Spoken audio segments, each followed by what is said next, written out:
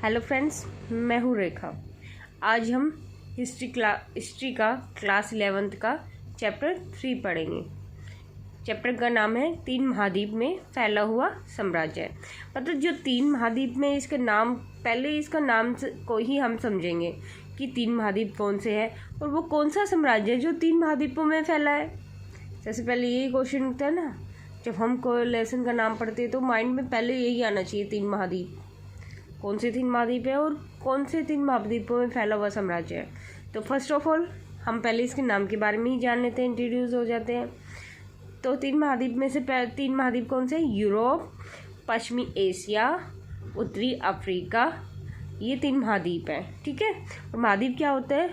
एक ऐसा देश जो चारों तरफ से पानी से घिरा होता है। ठीक है, वो क्या होता है? महाद्वीप, चारों तरफ से पानी से घिरा हुआ। ठीक है। तो जो ये तीनों महाद्वीपों में फैला हुआ था वो कौन सा राज्य है? रोम। कौन सा राज्य है वो? रोम साम्राज्य है। ठीक है। अब जो ये रोम साम्राज्य था उसका टाइमिंग क्या है? ईसा मसीह के जन्म से लेके 7वीं शताब्दी तक। ऐसे याद करो, ईसा मसीह का जन्म हुआ था और जब वो 7 साल का हुआ था तब तक के पूर्वार्ध में, मतलब पहले में 630 के दशक तक की अवधि मानी जाती है। 630 के दशक तक की अवधि मानी जाती है इसकी। ठीक है। अब हम इस चैप्टर में पढ़ेंगे क्या? साम्राज्य के बारे में पढ़ेंगे पहला, फिर दूसरा पॉइंट क्या पढ़ेंगे? 3वीं शताब्दी का संकट पढ़ेंगे, क्या संकट था। ठीक है।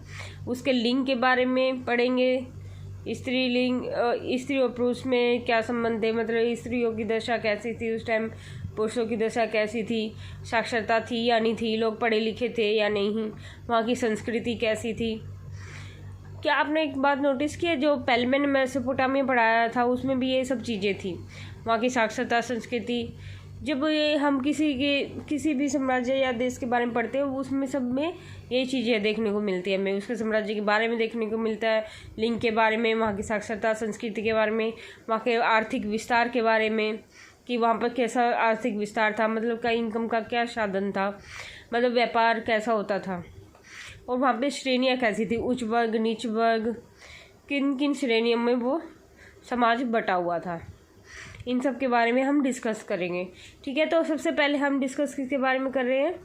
साम्राज्य के बारे में। ठीक है, कि कैसा साम्राज्य था। सबसे पहले साम्राज्य के बारे में करेंगे। साम्राज्य के बारे में स्टार्ट करने से पहले हम ये पॉइंट देख लेते हैं। पेपाइरस। ठीक है। पेपाइरस क्या था?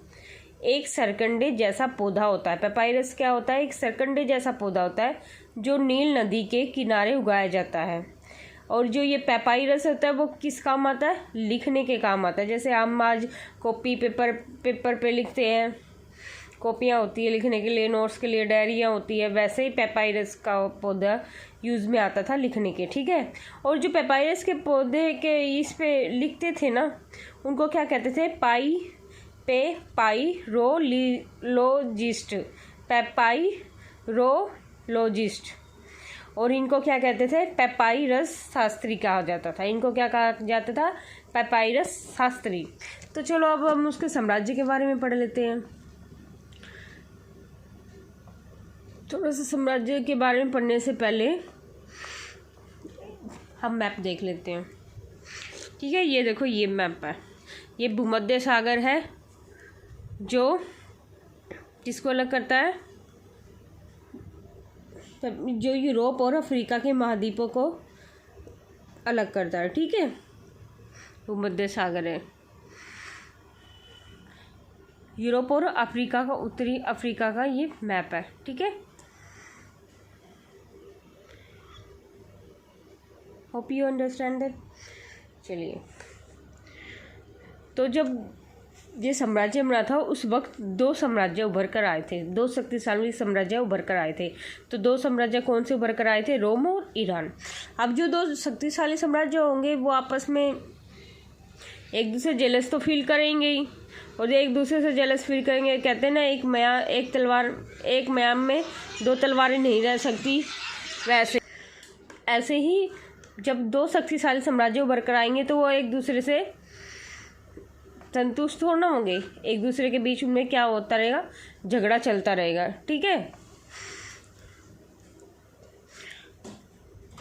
और जो ये रोम और ईरान थे उनको कौन अलग करता था, उनको फ्रात नदी अलग करती थी। जो फ्रात नदी बहती थी ना संकरी पट्टी के साथ, वो उन दोनों को अलग करती थी।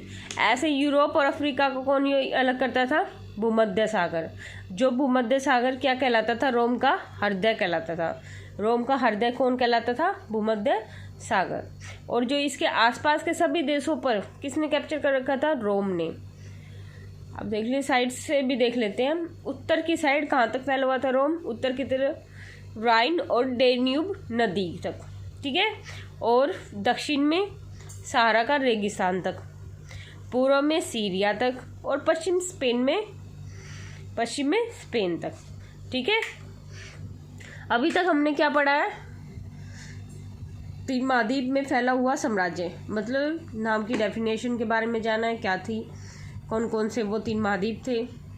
ठीक है। और कौन सा साम्राज्य के बारे में हमें पढ़ना है। इस चैप्टर में रोम के बारे में हम पढ़ेंगे, टोटली रोम के बारे में। रोम के साथ साथ हम ईरान के भी कुछ पॉइंट्स देखेंगे उसके प्रतिद्वंदी के रूप में। ठीक है। और हमें इसमें क्या क्या देखना, साम्राज्य के बारे में, तीसरी शताब्दी का संकट, लिंग साक्षरता, संस्कृति के बारे में, आर्थिक विस्तार के बारे में, और सामाजिक श्रेणियों के बारे में। अभी तक हमने क्या जाना है, ये दो शक्तिशाली राज्य उस टाइम उभरे थे, रोम और ईरान। ठीक है। और जो रोम था वो कहाँ पे फैला हुआ था, ज़्यादातर भूमध्य सागर के आसपास के इलाकों में ज़्यादा फैला हुआ था। ठीक है। और पूर्व पश्चिम दक्षिण में मैंने बता ही दिया कहाँ से कहाँ तक फैला हुआ था। चलो आगे देखते हैं।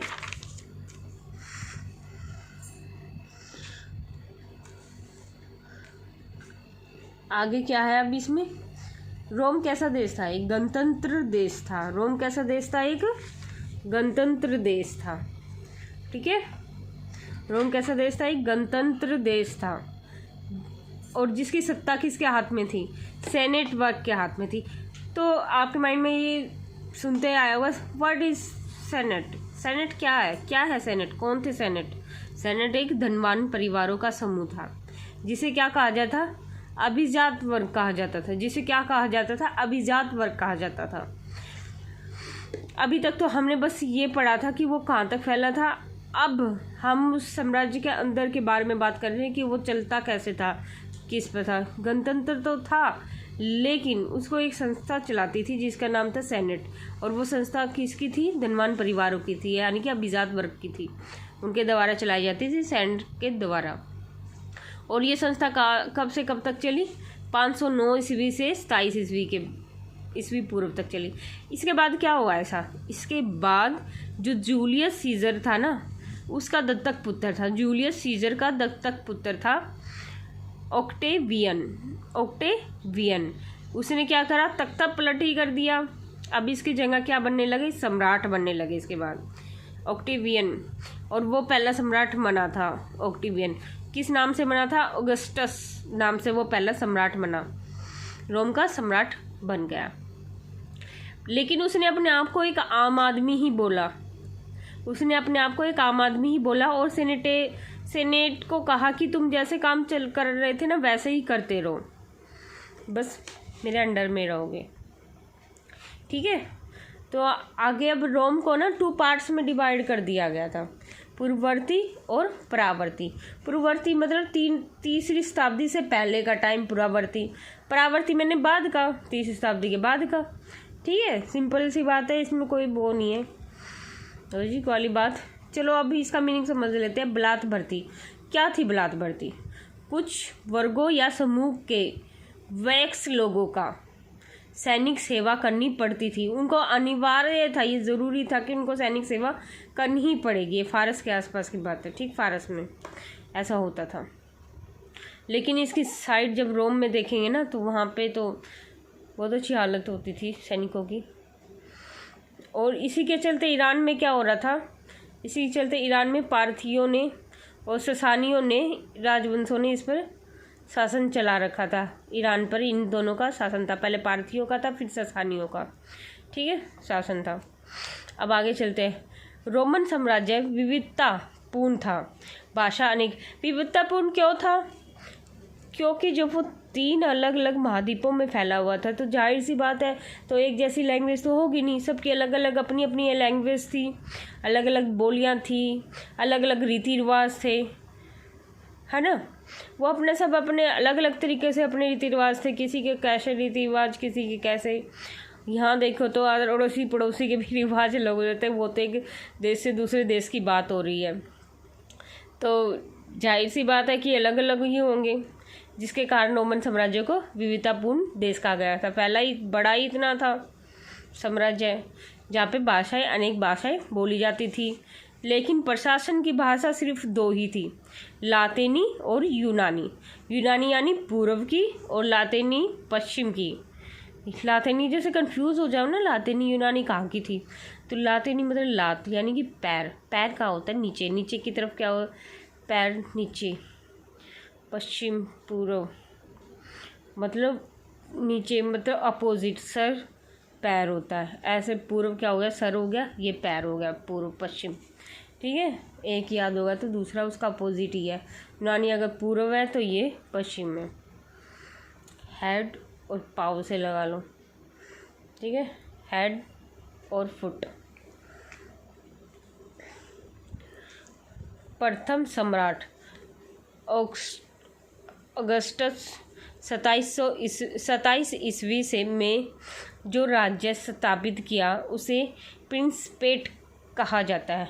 जो इसने सम्राट बनने की ये प्रतिस्पर्धा चलाई और जो ये सम्राट बना उसको क्या कहते हैं, प्रिंसिपेट कहते हैं। उस चीज़ को क्या कहेंगे हम, प्रिंसिपेट। प्रिंसिपेट ये फर्स्ट था, और सेकंड कौन बना था, अगस्टस का दत्तक पुत्र बना था, जिसका नाम था टिबेरियस। जिसका नाम था दत्तक पुत्र कौन था, टिबेरियस बना था। सेनेट ने आगे चलकर इतालियों के जमींदारों को इसमें शामिल कर लिया था। बताऊं, फिर सेनेटर ने सोचा कि क्यों ना हम अपने आप को हम भी शक्तिशाली कर ले, कल को कुछ बात हो जाए, अब सम्राट भी बन गया तो दिक्कत हो जाएगी, इसलिए उन्होंने अपने आप को सपोर्ट देने के लिए इतावली के जमींदारों को इसमें शामिल कर लिया सेनेट में। और जो इतावली के जो जमींदार थे ना, उन्होंने ही पुस्तक लिखी थी, उन्होंने इन सब के बारे में लिख रखा है। और जाहिर सी बात है, जब वो इनके सेनेट के साथ थे तो इनकी बड़ाई ही करेंगे, वो जो इनके साथ अच्छा व्यवहार करेंगे तो उसके बारे में अच्छा बताएंगे, जो बुरा व्यवहार करेंगे तो बुरा बताएंगे, क्योंकि इन जमींदारों ने ही ये पुस्तक लिखी है जो हमें मिली है, ठीक है। तीसरी प्रमुख संस्था कौन सी, सेना। अब इसकी 3 थी, हम पहले देख चुके हैं, हम सेनेट के बारे में पढ़ चुके हैं, राजा के बारे में पढ़ चुके हैं, अब आप पढ़ते हैं सेना के बारे में। तो सेना कैसी थी वहाँ की सेना, ये बड़े मज़े थे यार। वेतनभोगी थी, संगठन बना सकती थी, कैसी थी, उनको वेतन मिलता था, संगठन बना सकती थी, आंदोलन भी कर सकती थी। अगर उन्हें कुछ कमी लगती, वेतन कम मिलता या उनके साथ कोई भी दुर्व्यवहार होता तो वो तुरंत आंदोलन भी कर देती। और गृह युद्ध भी होते रहते थे। गृह युद्ध क्या थे, ये कौन सी शताब्दी की बात है, 14वीं शताब्दी की बात है। गृह युद्ध क्या होते थे, गृह युद्ध एक देश से दूसरे देश में आक्रमण ना करके, लड़ाई ना करके, अपने ही देश में अपने हकों के लिए जो झगड़ा करते हैं ना, उसे गृह युद्ध कहते हैं, ठीक है। और करीबन कितने सैनिक थे उस टाइम, 6 लाख के करीब थे। वही 6 लाख होंगे तो अपनी संस्था खुद ही बना ही लेंगे यार, शक्तिशाली होंगे ऑफ कोर्स। चलो आगे बढ़ते हैं। अब आगे क्या है, अब सबसे पहले इसके बारे में जान लेते हैं, निकट पूर्वी देश कौन से होते थे, उसके बाद आगे पढ़ेंगे समझेंगे। निकट पूर्ववर्ती देश कौन से होते थे, भूमध्य सागर के बिल्कुल पूर्व का हिस्सा, जो हमारे भूमध्य सागर था ना, मैंने बताया था रोम का हृदय, उसके पूर्व का हिस्सा, ठीक है, पूर्व का। सीरिया, फिलिस्तीन, मेसोपोटामिया के प्रांत रोमन साम्राज्य का हिस्सा थे। मतलब कि ये सारे रोमन साम्राज्य ने कैप्चर कर रखे थे, कब्जा था उनका उस पर, ठीक है। आसपास के भूमध्य सागर के जितने भी थे ना पूर्वी इलाके, उन सब पर रोमन साम्राज्य का कब्जा था। और जिनसे कितनी आमदनी हो जाती थी कर से, 54 लाख दिनारियम की होती थी, यानी कि 1,25,000 किलोग्राम सोने के बराबर, ठीक है। और दिनारियम क्या कहलाता था, एक चांदी का सिक्का था। दिनारियम क्या था? एक चांदी का सिक्का था जो लगभग 4.5 ग्राम विशुद्ध चांदी से बना हुआ था। ठीक है, और वहाँ की करीबन जनसंख्या कितनी हो गई थी? 6 करोड़ आबादी हो गई थी। ठीक है, अब जब इतना बड़ा साम्राज्य था तो ये पॉइंट उठता है कि वो संभालता कैसे था उसको, मतलब कंट्रोल कैसे रखते थे उस पर, प्रांतों में बांट कर रखते थे। ठीक है, अब क्या करते थे, जैसे राजा तो भूमध्य सागर के जितने भी इलाके थे ना बड़े बड़े, वहाँ पर नगर स्थापित कर दिए थे, और नगरों में जो स्थानीय उच्च वर्ग के लोग थे ना, उनको वहाँ का शासक बना दिया था। तो वो क्या करते, कर लगाते गाँव, और उनके अंडर में कई गांव आ जाते थे। ये नगर बन गए, इनके चारों तरफ के गांव सारे उस नगर के अंडर में आ जाते, और वो जो स्थानीय उच्च वर्ग का वो शासक बनता था, वो इन गाँव से कर वसूल करता था, और इन गाँव से कर वसूल करके वो इस राजा को दे देता था। ऐसे इधर नगर बना दिए, इधर बना दिए, इधर बना दिए, इधर बना दिए, चारों तरफ नगर बना दिए, जो गांव से अपने चारों तरफ के गांव से कर वसूल करके राजा को देते थे, और कंट्रोल भी रहता था। सब चीज़, सब देख रेख सब करते थे, उनका खुद का कायदा नियम सब कुछ होता था। कोई ये वाला इसमें नहीं इंटरफेयर कर सकता है, ना ये इसका इसमें कर सकता है इंटरफेयर। ठीक है, और जो भी गांव उभरता हुआ दिखता था ना, अच्छा गांव बन जाता था, तो उसको राजा जब चाहे उसको नगर घोषित कर सकता था। ठीक है, ऐसे शहर बनाकर। और फेमस शहर कौन से थे? कार्थेज, सिकंदरिया, एंटीओक थे। ये क्या करते थे? कर लगाते थे और वसूलने का काम करते थे। जो यहाँ के जो कौन से शासक वर्ग? स्थानीय उच्च वर्ग के लोग। ठीक है, तीसरी शताब्दी में क्या? अधिकतर प्रशासन तथा सैनिक अफसर इन्हीं उच्च, मतलब कि जो अधिकतर प्रशासन के जो बड़े बड़े लोग थे वो भी इस वर्ग में से, स्थानीय उच्च वर्ग में से, और सैनिक अफसर भी इसी में से। तो जाहिर सी बात है ये शक्तिशाली बन गए। क्या बन गए? अब ये शक्तिशाली बन गए। तो शक्तिशाली बन गए तो ये भी नई शक्ति बन के उभरेंगे। अब पहले क्या था? पहले सम्राट, पहले सेनेट, फिर सम्राट, फिर सम्राट के बाद जमींदार आ गए। अब जमींदार के बाद अब नया वर्ग उभरा, सम्रांत वर्ग, जो सबसे शक्तिशाली बनकर उभरा, क्योंकि इनके पास सैनिकों की भी शक्ति होगी, प्रशासन में भी इनका अच्छा भाग हो गया। अब क्या हुआ जी? अब सेनेट थे ना, जो उनके पास सैनिकों का अधिकार थे, वो भी उनसे छीन लिए गए, और छीन के किसे दे दी गई? सम्रांत वर्ग को दे दी गई। किसने दिए? ये दिए जी हमारे नए सम्राट ने, गैलिनस ने। किसने दिए?